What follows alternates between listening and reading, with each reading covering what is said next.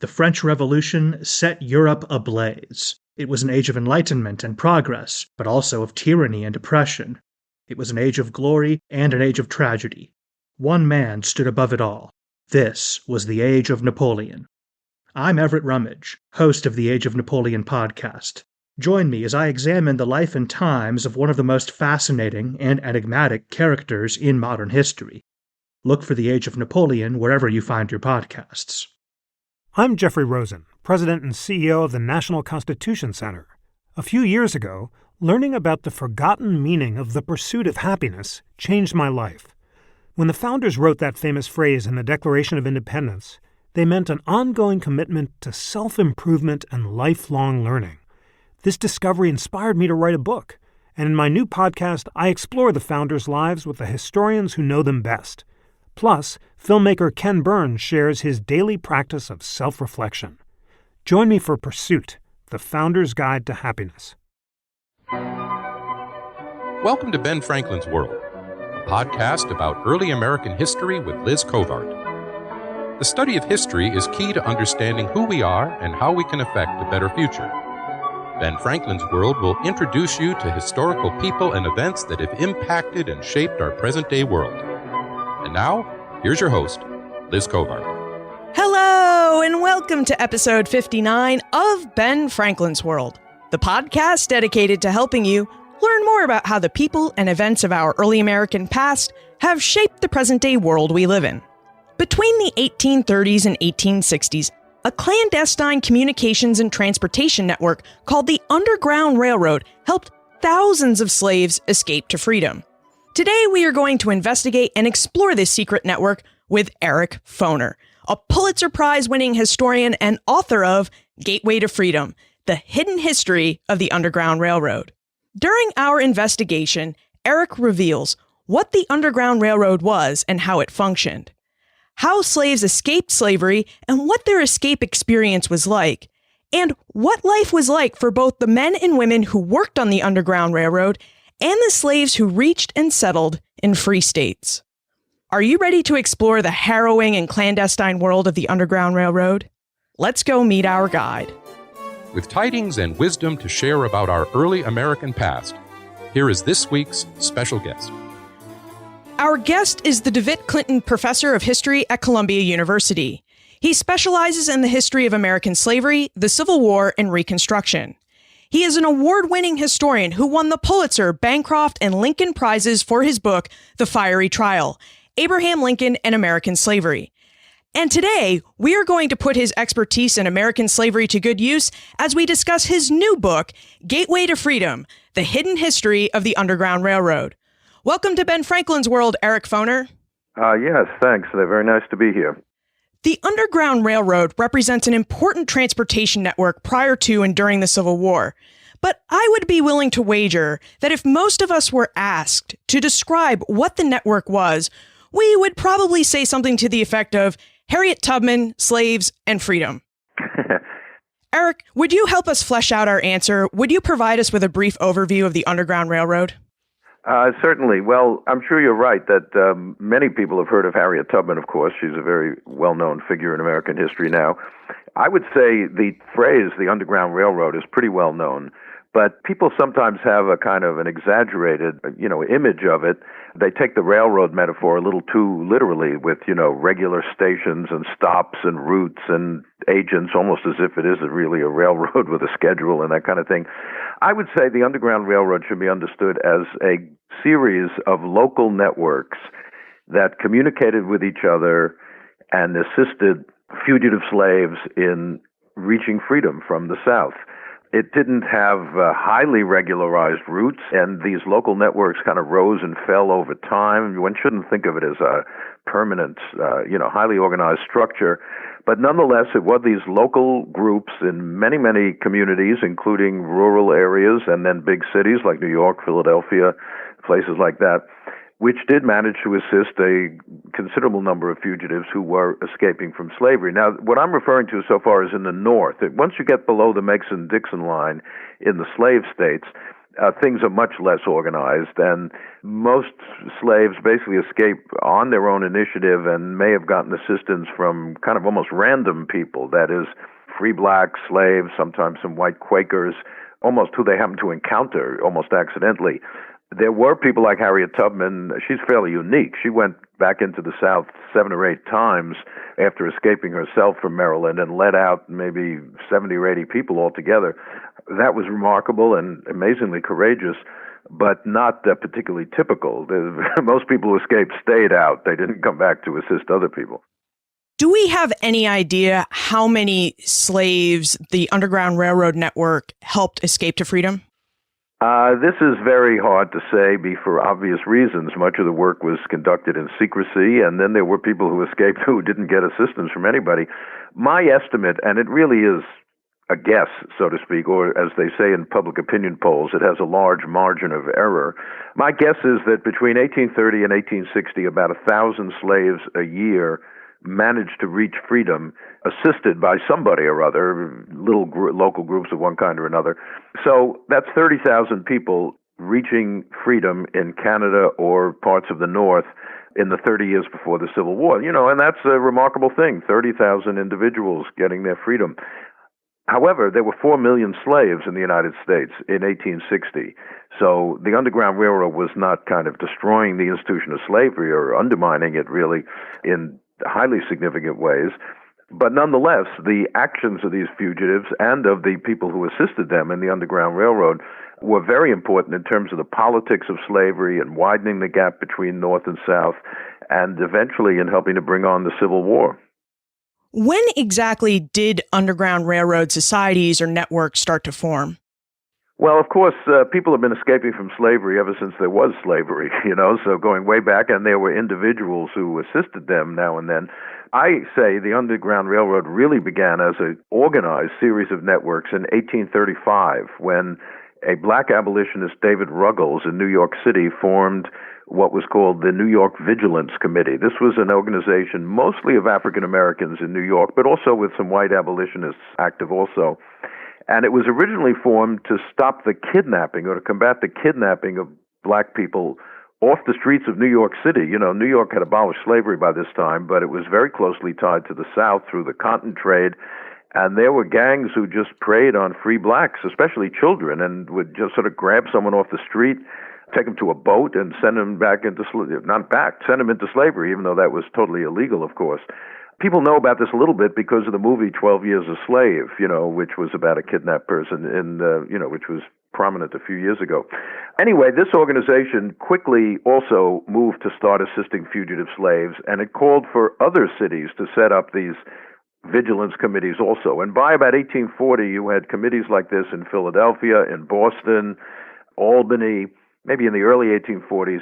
And so by the early 1840s, you do get this set of networks that are communicating with each other and assisting fugitives. In other words, if you reach one of these groups, often in Philadelphia, then they will send you on to New York. Then New York will send you on to Boston or New Bedford or Syracuse or Albany. Later, after 1850, they have to send them to Canada because the 1850 fugitive slave law makes it much more dangerous to remain in the North anywhere as a fugitive slave. So really, it's in the 1840s that the Underground Railroad as a system comes into its own. You're describing the Underground Railroad network, and I'm struck by how similar it seems to how the committees of correspondence were set up during the American Revolution. As we know the context for the committees of correspondence, could you provide us with some context of what American society is like in the mid-1830s and 1840s that required this new communications and transportation network to be set up? Yeah, it's not a bad analogy. Of course, the communication system in the time of the Revolution for the committees and correspondence was much more primitive. It took quite a while for mail to get from one place to another. By the 1830s, you have railroads already being built. By the 1840s, you have the telegraph. So instantaneous communication is a lot simpler in the time of the Underground Railroad. But the problem is that the Underground Railroad is facing is, you might say, the power of slavery in the United States. By the 1830s and 40s, all the northern states have abolished slavery. Nonetheless, Many of them, like New York, are quite tied into the slave system. The economy of slavery is connected to that of the North. Many of the profits of slavery flow into the North. And there are a lot of people in the North who are perfectly happy to assist in returning fugitive slaves. And so, on the one hand, you have a growing gap, so to speak, or division between free states and slave states, which eventually flows over into national politics. But on the other, you have all these tight connections between many parts of the North and the South. And so the Underground Railroad is kind of trying to navigate that. And now, of course, they are violating the law. Local law, federal law makes it illegal to assist a fugitive slave. And that's one of the things, it's important about the Underground Railroad. This is a case of what I guess we would call, civil disobedience, violating unjust laws. But on the other hand, there are plenty of people who think the law has to be obeyed, and even people who are not in favor of slavery. I mean, take Abraham Lincoln, who hated slavery, no question about it, but was, a believer in the law, the rule of law, the Constitution. Lincoln once wrote in a famous letter about fugitives, "I hate to see them hunted down, but I bite my lip and keep silent." Why does he keep silent? He never assisted a fugitive slave before the Civil War. Why? Because he believes in the rule of law. Even distasteful laws must be obeyed, otherwise the whole system of law falls apart. So that's another kind of dilemma that is facing people who want to take part in Underground Railroad activities. Eric, earlier you mentioned David Ruggles, and Gateway to Freedom focuses specifically on how the Underground Railroad operated in New York City. Is David Ruggles and the formation of the Underground Railroad network there why the study of the Underground Railroad in New York City warranted a special case study? Well, it is true, of course, you're right, that my book sort of focuses on New York City for two reasons, really. Ruggles is an important part of it, but really one is that New York City is almost completely neglected in existing literature on the Underground Railroad. Most of that focuses on New England, on upstate New York, Ohio. Now, I'm dealing with the eastern section. I don't deal with Ohio and Western Underground Railroad because New York was so closely tied to the slave South that the Underground Railroad was actually quite small in New York, although pretty active indeed. And most literature on it says very little. If you take general books on the Underground Railroad and look in the index, you'll find hardly any entries for New York City. So that's one thing. The second thing, though, is that through serendipity, a student actually alerted me to a remarkable document that is in the Rare Book and Manuscripts Library of Columbia University here, where I teach, which was a record kept by Sidney Howard Gay, an abolitionist editor in New York.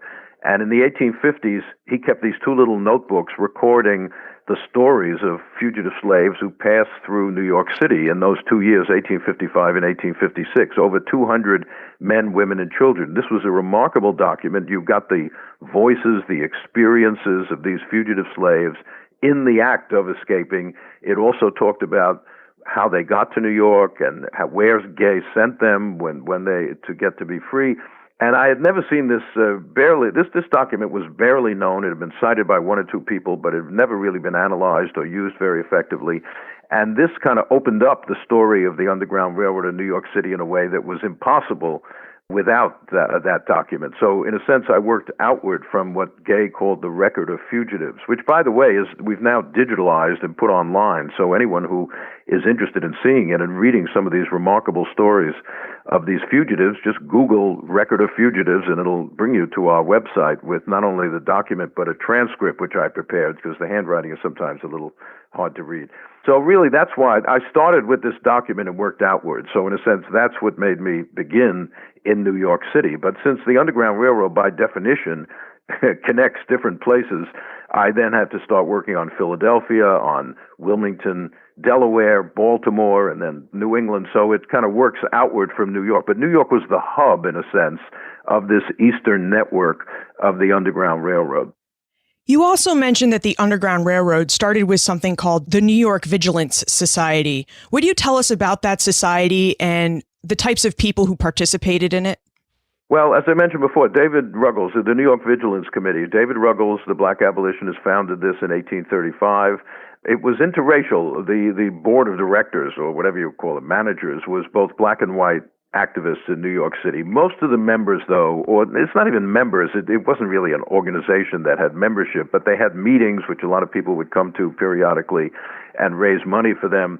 But most of those were free blacks in New York City. New York was both very closely tied to the South, but also had a very vibrant, it had the largest free black community by the 1830s in the northern states. And so there was a kind of militant group of black people there who were anxious to work with this organization. And as I said before, they both assisted in trying to combat the kidnapping of black people off the streets, and second of all, giving aid to fugitive slaves from the South. And it lasted, it was founded in 1835, and in one form or another, it went through various incarnations. It lasted all the way up to the Civil War. I'm curious about how the Underground Railroad worked and about the slaves' escape experience. Is there an example you could provide of a slave who escaped that these societies helped escape? Oh, there were quite a few, and that's what I say. The record of fugitives of Sidney Howard Gay is so remarkable because through it you can trace a whole series of people escaping. I mean, one of the things that struck me, well, one of the interesting stories is groups of slaves who escaped by ship. We don't really think about that when we think of the Underground Railroad. But there were these sea captains. One was a guy named Albert Fountain, who ran a ship which just plied the trade up and down the coast between Virginia and Philadelphia and New York. And he would hide fugitives on his ship. And several, or quite a few, maybe 20 or 30 of the fugitive slaves in the record of fugitives of Sidney Howard Gay escaped hidden on the ship called the City of Richmond of Albert Fountain. You know, and they paid him. I mean, he was doing this partly out of belief and partly to make money. And they had to pay him money to be hidden on his ship. And then you can trace them out. Often they were landed at Wilmington, Delaware, where a Quaker abolitionist, Thomas Garrett, met them and then in a wagon got them. I mean, Wilmington is like 5 or 6 miles from the Pennsylvania border, and he quickly would just get them over the border where they would be met by some Quaker rural families there, and they would send them to Philadelphia, where the Philadelphia Vigilance Committee was headed by another black abolitionist, William Still. Still would send them by train, basically, by this time, to New York, where Sidney Howard Gay and his people would meet them, and then Gay would send them on. So very quickly, actually, you know, the train is pretty quick. You could get from Virginia up to Canada within several days, you know. So by the 1850s, we shouldn't think of fugitives, you know, in the kind of old image, just running in the woods, you know, hiding out during the day and running at night. A lot of them are using more modern modes of transportation. These ships, railroads, they're getting on trains with false papers and that kind of thing. So you get, you know, there's a great deal of ingenuity, there's a great deal of courage. And my book tries to tell these stories of these individual people, most of whom are lost to history. We don't really know much about what happened to them after they left New York City. A few of them pop up in documents later on, but, you know, they're mostly anonymous. And one of the problems for historians, some of them change their names when they get to the North because they don't want to, you know, be identified. So it's like a very complicated detective story, really, doing this research. Where does a slave's journey to freedom begins? I'd have to think that it begins with a thought process of trying to plan an escape and the pros and cons of trying to escape. Is that correct? Well, yeah, I mean, that's a good question, you know, because Gay, in this record of fugitives, asked them questions. He was a journalist. He interviewed them. And one of the things he asked them is, why did you decide to escape? You know, now, look, a lot of people try to escape and failed. It was not easy to get out. You know, the number who, got out was a small percentage of those who try to escape and failed, were recaptured, that kind of thing. But some of them just said, I was tired of being a slave. That's why I escaped. You know, so, and many of them said they had thought about it a number of times, but usually it was a specific incident that triggered this escape. It was often a beating or some violent abuse that they suffered. Very often it was either the threat of being sold or having a family member sold, a wife, a child sold, that led them to try to escape. So there was usually some immediate cause that triggered it. But as you say, the thought process was there. The most famous fugitive in American history, Frederick Douglass, who escaped through New York City in 1838 from Baltimore, and actually David Ruggles assisted him when he got to New York. You know, Douglass wrote his autobiography later, and he talked about thinking about escape a lot beforehand, before he actually managed to do it. And I think quite a few of these fugitives, that would be the case. Are there any statistics to show which geographic areas are having slaves experience more success in their escape? Are these slaves living in the upper South? Are they coming from the lower South? Well, that's a great question, of course. And, if you look at a map, you can probably figure out that it's a lot easier to escape from Maryland or Delaware or the Washington, D.C. area, Virginia, than it is from Alabama, Mississippi, et cetera. It was just too far. So most of these, in fact, almost all of these slaves that pass through New York anyway, come from the upper South. Maryland, Virginia, that's basically about it. Out in the West, they come from Kentucky, which is right across the border, right across the Ohio River from Ohio, a free state. If you're in the deep South, you're not getting up to the north. It's just too far, too difficult. There, people escape in other ways. If you're in Texas, you're likely to escape to Mexico. If you're in Georgia, you're probably, at least before the 1840s, you're likely to try to escape to Florida, where the Seminole Indians gave refuge to some fugitive slaves. And if you're in, let's say, Louisiana, you're probably going to escape to New Orleans, where you might be able to blend in with the free black community there. So the people getting up to the north in Canada are almost all coming from the upper South. Rhonda would like to know what the consequences were for both the conductors on the railroad, the people that are helping slaves escape, and for the slaves who are caught escaping. Well, that's, of course, a very good question. The conductors, if you want to call them that, were violating the law, obviously. And after 1850, with the federal fugitive slave law, which was much more rigorous and draconian than the previous laws, they faced some serious jail time.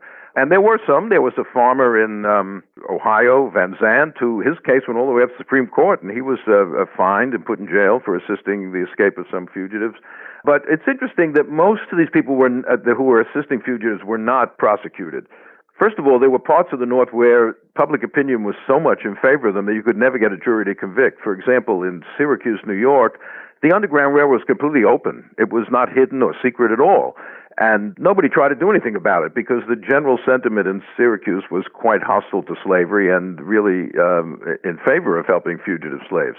In New York, it was a little tricky, but Sidney Howard Gay, his actions weren't exactly public, but they weren't exactly secret either. People kind of knew, a lot of people knew that Gay and people who worked in his office were assisting fugitive slaves, but I think the local authorities just didn't want to make a martyr of him by trying to put him on trial and put him in jail. So, it was dangerous, but most of these people were not really prosecuted. Now, as to the fugitives, if you were caught, that you were severely punished, no question about it. And we do know what happened to some who did escape to the north and then were sent back under the Fugitive Slave Law of 1850, and they would be severely punished, whipped, beaten, etc., and then probably sold into the Deep South, so they couldn't try to escape again out of Maryland or Virginia. Where did fugitive slaves settle? How far north did they have to go where they felt safe? Well, before 1850, a lot of them settled either in rural Pennsylvania, where these Quaker farmers would employ them on their farms for a while and then maybe send them along, or in upstate New York, or in New England. New Bedford, Mass. had a lot of them, Boston. After 1850, they really had to go to Canada. You were not safe anywhere in the North, really. So that's when the large-scale immigration. There had been blacks going to Canada before, but it's really in the 1850s where they've got to leave the country in order to escape the reach of the National Fugitive Slave Law. And in fact, Canada had a census in 1861, and I found a good number of these people who passed through New York City in the Canadian census in 1861, basically living around the Toronto area. There were a number of black settlements composed of fugitive slaves and just free blacks who went up there. And so you can, in the census, you can locate some of these same names of people who escaped 7 or 8 years earlier. When we picture slaves, many of us picture the plantation slave working out in the cotton field or the tobacco field or indigo fields. What did escaped slaves do for work? Were they mostly in agricultural jobs, or did they have other options? You mean when they were slaves or when they came up to the North? When they're up in the North, when they're free. Oh, well, some of them did in these communities in Canada. They often were farming. Now, they weren't growing cotton up in Canada or tobacco. They were doing other kind of farming. Often they would work in cities. They did the same kind of work that free black people did in the North. Now, it's not that they had the greatest opportunities. There was considerable discrimination, prejudice in the job market, and African Americans in the North and even in Canada were kind of relegated to the lowest level jobs, unskilled work, personal servants. They work in homes of white people, that kind of thing. So they found whatever work they could, but, many of them did work in cities, actually, not on farms, either as craftsmen or as, in a lot of them in personal service in homes, that kind of thing. Earlier, you mentioned the movie 12 Years a Slave, and we get a visual image of the slave catchers. How big of a threat were slave catchers to fugitive slaves? There were these bands of slaves, they were companies that was their job, slave-catching companies. Now, in 12 Years a Slave, it's a little different. These are kidnappers, and they're obviously violating the law. There were people like that, although that begins to diminish considerably in the 1840s and 50s. But still, it's going on a little bit. But there were people who advertised in New York City, in the newspapers, saying, I will capture a fugitive slave. Send me the information. I'm here in New York. I will capture the guy and send him back. So slave catchers were certainly a danger, and after 1850, it became the federal marshals. It became a federal responsibility. Up to then, it had been up to the states, and some states didn't want to do much about it. But now it was federal marshals, even federal troops, an occasion was sent in to remove fugitives and send them back to the South. So the whole situation after 1850 was much more dire for fugitive slaves. I have to believe that these fugitive slaves are working their way into the communities where they settled. Did the community provide them any sort of protection from these slave catchers and kidnappers?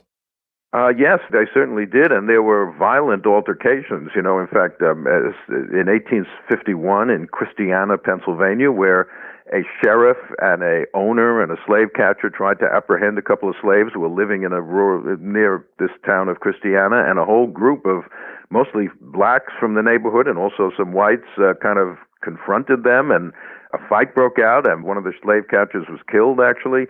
And this led to a trial, but not a conviction of people involved.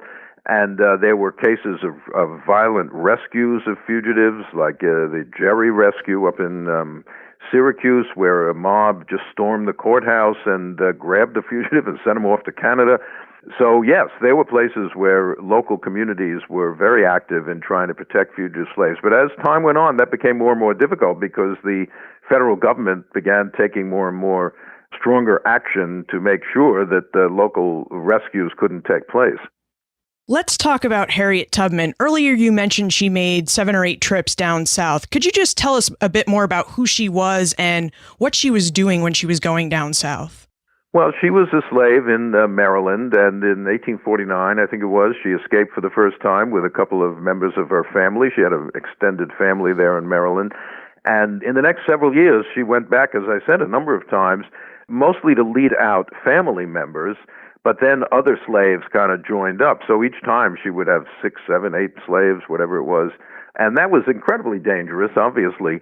But she was pretty plugged into these networks. She knew Thomas Garrett, who I mentioned before, who's in Wilmington, Delaware, and she would often bring slaves through his home. And then she appears twice in Sidney Howard Gay's record in 1855 and 56, bringing a group in through New York City. She raised money in the North, both working and also just appealing to abolitionists to help fund her activities. She was fairly well known among the abolitionist movement by the 1850s. Sidney Howard Gay, in his record, it's interesting, he refers to her as Captain Harriet Tubman, which suggests he knew who she was. It doesn't seem like he knew her because he gives a long account in his thing. He interviews her about her career and her life, but he calls her Captain Tubman, which somehow suggests that he kind of had heard of who she was. So, as I said before, this is quite unique. There's no other person. There were 1 or 2 people, even in Gay's records, there are a couple of people, a guy named Frank Wanzer, who escaped out of Virginia, I think, and then went back 6, 8 months later to lead out some other relatives. But that was pretty unusual. What Harriet Tubman did was really unusual. How much did the Underground Railroad's efforts to help slaves escape to freedom factor into the causes of the Civil War? Oh, yes, of course. I think the whole question of fugitive slaves was a major precipitant of the Civil War. The fact that many Northerners were helping fugitives was the catalyst for the Fugitive Slave Act of 1850. I guess you have to start with the fact that in the Constitution, there is a fugitive slave clause, which says people have a right to get their fugitive slaves back. I'm paraphrasing it. It doesn't say who or how. It's a little ambiguous. And the first national law in this was passed in 1793. So there was a long history of legislation about getting back fugitive slaves. But as time went on, much later, some northern states begin to put impediments in the way. I mean, that is to say, it's not clear how. How do you know this guy is a fugitive?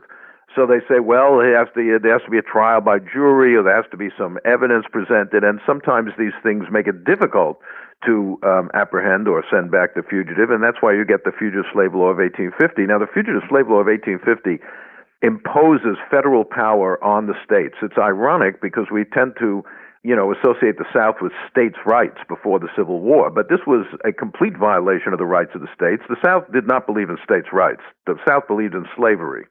When states' rights was a defense of slavery, that was fine. When vigorous federal action overriding the states was necessary, they were certainly happy to do that.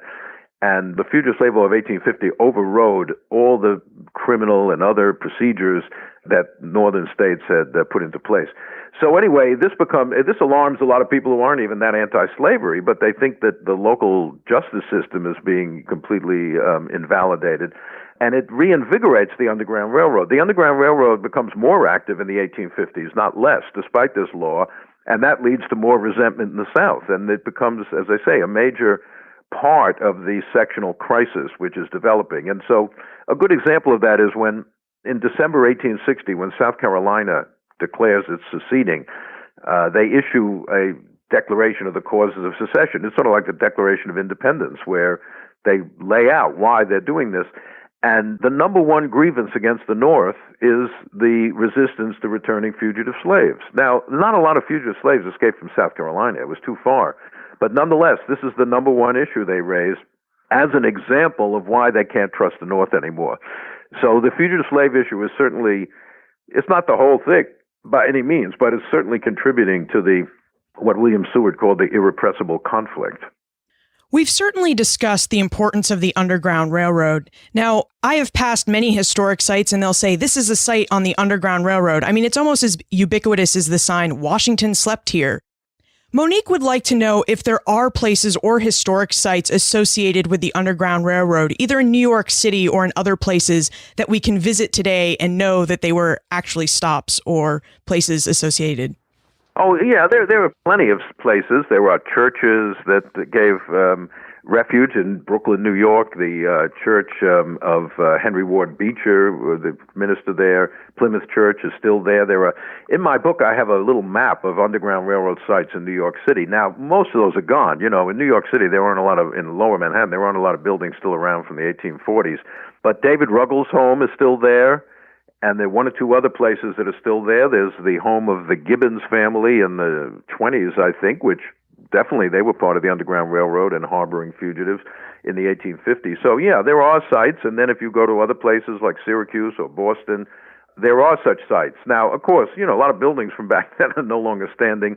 And then because of local pride or maybe the desire to attract tourists, there is a sort of tendency toward exaggeration in some places, not every single place that it claims to be a site in the Underground Railroad. I mean, the main point is the Underground Railroad was not a very organized set of, fixed routes. To say this place is on the Underground Railroad is itself an exaggeration because it's not like there's a regular pathway. But there certainly are places where fugitive slaves found shelter from time to time. On the other hand, I gave a talk somewhere about this, and a real estate man said to me, if I am trying to sell an old house, going back that far, and I can say this was a site on the Underground Railroad, it'll raise the property value by about $50,000. So obviously that's an incentive to claim your place was on the Underground Railroad. Definitely. As we've discussed, the Underground Railroad functioned as a somewhat clandestine network, and yet in a gateway to freedom, Eric presents a vivid portrayal of the New York City organization and how it operated and even some of its participants. Eric, you've talked about the record of Sidney Howard Gay, But could you also talk more about your research process? I have to believe that you looked at more than just Gay's record, and it just seems like investigating a secretive organization is very difficult to do. It certainly is. Well, I started with Gay's record. That was what inspired me to do this project. And then you have a lot of names in it, and you then start moving outward and tracking down the names. Who are these people? The slaves are very hard to track down, but the owners, the guy says, well, I was the slave of Colonel Hollingsworth in Hagerstown, Maryland, and he owned 22 slaves, and so, my wife and I escaped. All right, so the first thing I try to do was say, well, are these guys telling the truth, more or less? Let me see if I can find out about Colonel Hollingsworth. And yeah, sure he is. You go to the census, which is now all online, and there he is, Colonel Jacob Hollingsworth, Hagerstown, Maryland, 20 slaves. So I first try to track down the owner. See, and the census back then lists the number of slaves that a person had, but it doesn't tell you the name of the slaves. So I couldn't guarantee that this guy was, but if he says he was and there were slaves, why is he lying about that? But I could certainly find the owners, and I tracked down a lot of the owners in the census, and the stories kind of really matched up. Then there were abolitionist newspapers in New York, which had, including Gay ran an abolitionist newspaper, which had some information, but not a heck of a lot, because this is secret, But the Vigilance Committee did publish reports now and then about its activities. That was valuable. And you just do the research any way you can, in every way possible. Correspondence. Gay was writing to some people in Boston and New Bedford and Syracuse, and you can track down some of that correspondence. He was in touch with William. One of the very valuable things is that William Still, the head of the Underground Railroad in Philadelphia, also kept records like Gay's, and you could kind of coordinate the records. Many of the same people who appear in Gay's record had come through Philadelphia, so you see them there, and comparing the two records, you get more information, and you can sort of balance out the stories. And Gay and Still were in touch with each other, sending telegrams, sending letters about people coming through. So, yeah, it's complicated research. When you're investigating a secret process, it makes it a little difficult. And I certainly don't think I told the entire story. I don't think the entire story will ever be really dug up. But nonetheless, I was happy. I was gratified that there was a lot of information. Now, one other thing, of course, there were a lot of court cases involved. When a fugitive slave is captured, it goes to a commissioner, a court, something. Once you go to court, there's a lot of documents, There's a lot of stuff that you can find. And so that was very helpful when there were these legal cases. It enables you to get a lot more detail about what was going on. It's like following the breadcrumbs. You follow it wherever you can, yeah. Let's transition into the time warp. This is the fun segment of the show where we ask you a hypothetical history question about what might have happened if something had occurred differently or if someone had acted differently.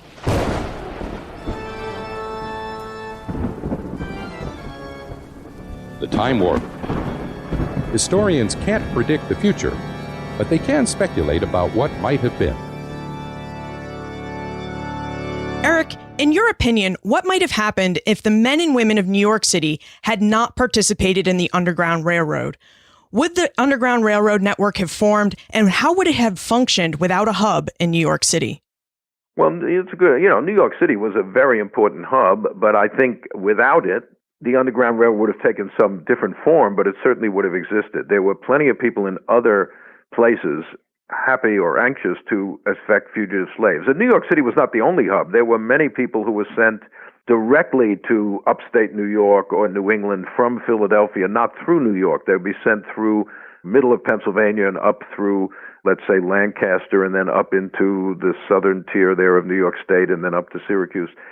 New York was very important because it was such a transportation hub. Railroads, shipping lines went through New York City, so that made it a lot more a lot easier in a sense by the 1840s and 50s to use it as a place fugitive slaves would be coming through. As I said, on the other hand, it was dangerous in New York. And in 1854, a couple of prominent fugitives got to New York and then were captured the next day and sent back to the South. They were prominent because there was a guy and two sons, and the guy was the brother of James Pennington, who had himself escaped and was years before and was a fairly prominent black minister in New York at that time. And when his brother was captured and sent back with these two nephews of his, the Philadelphia people stopped sending. They said the New York people, their security is not good enough. they're too careless, and we're not going to send anyone through New York for a while. So so they had to find other routes. Then after another year or so, they said, all right, we're going to try to send them back through New York. So it would have been more complicated, but the Underground Railroad would have existed even if there was no assistance in New York City at all. What aspect of American slavery, the Civil War, Reconstruction are you researching and writing about now? I'm not actually. I'm still going around giving lectures about this book. It takes a little while after finishing a book to start on a new project. So I'm teaching. So I'm concentrating on that. I'm actually retiring from teaching at the end after this next spring semester, and after that, I will probably turn myself to another project. But I'm not even sure what it'll be at this point. Well, congratulations on finishing a long teaching career. Thank you. I'm both slightly sad about it, but I think the time has come, and other people have to pick up the ball, and they will, of course. And for those of us who may still have questions about the Underground Railroad and your work, where's the best place to learn more information about you and how we can get in contact with you? I have a website, www.ericfoner.com, which lists many things I've done. It has copies of all the articles I've written over the past 10, 15 years. Information about my books. That's probably the best way to start, just going to my website.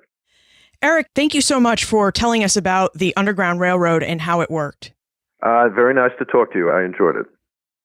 Secret networks and dangerous escapes? Sounds like something we would go to the movies to see. But as Eric revealed, the secret operations of the Underground Railroad really happened. And the drama and adventure of the railroad's activities? Sounds like it would have been too much for many of us.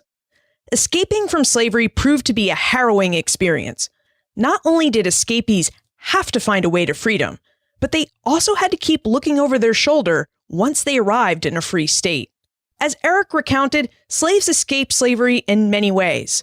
Some raised funds to pay someone like Captain Albert Fountain to smuggle them across free state lines. Others found a brave soul like Harriet Tubman to lead them to freedom. And still others attempted escape on their own.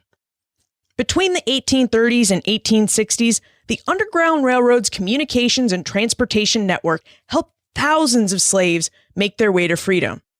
But as Eric reminded us, for as many slaves as the brave Americans helped, many millions more remained in bondage.